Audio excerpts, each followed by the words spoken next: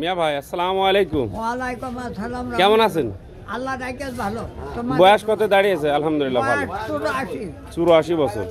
এখনো আল্লাহর রহমতে আমার মিয়া ভাই আল্লাহর রহমতে মানুষের মাঝে সে হেঁটে বেড়াচ্ছে। তার বয়স 84 বছর বয়স। আপনার বয়সে আর কিটা কিটা আছে এরকম নাম জানা আছে? আমার গ্রামে আমার বয়সে নেই একটা না। আর মেয়ে লোকের মধ্যে আছে এটা সুলোর মা, এটা নাইজর মা। না, নাইজর মা তো মরে গিয়ে সুলোর মা। এখন আপনার কাছে আমরা জানতে চাচ্ছি যে বাংলাদেশের যে পরিবেশ পরিস্থিতিটা, তাতে করে আপনার আগের দিনগুলো ভালো ছিল না এখনকার দিনগুলো ভালো?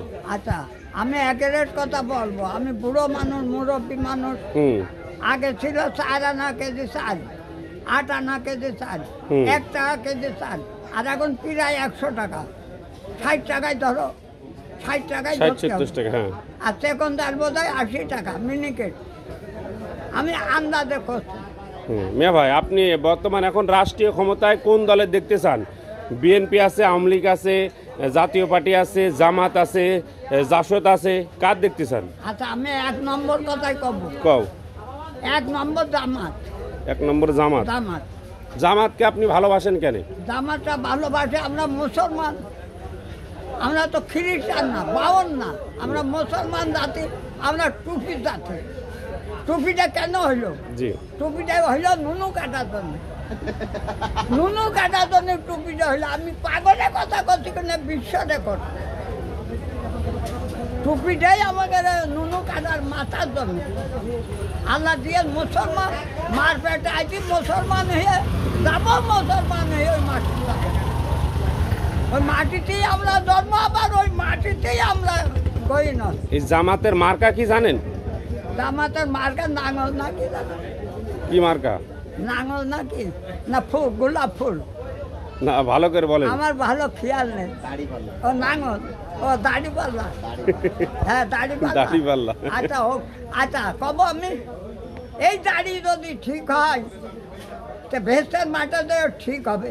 আর যদি দাড়ি ঠিক না হয় তো ভেস্তের মাটিতে কিছু পাবে না। সুবহানাল্লাহ, সুবহানাল্লাহ। ও নিজামের দাড়ি, ও দাড়িটা হলো নিজামের। কথাগুলো কি আপনার গতিতে বলেন? হ্যাঁ, আপনার মনের তো কেছেন কথাগুলো? মনের ব্যাপারটা কেউ কইয়া দিইনি। আমি উমি মানুষ, তাই কি ভাত তো খাই। আজকে কি দিয়ে ভাত খেলাম? এই যে রোজার মাস, সারাদিন উপর, মাগরিবের আজান দিলেই সব ইফতারি করবানে, আল্লাহর কাছে তাকি থাকবানে। আল্লাহ, তুমি কখন আজান দেও তার আমরা মুখী দিচ্ছি।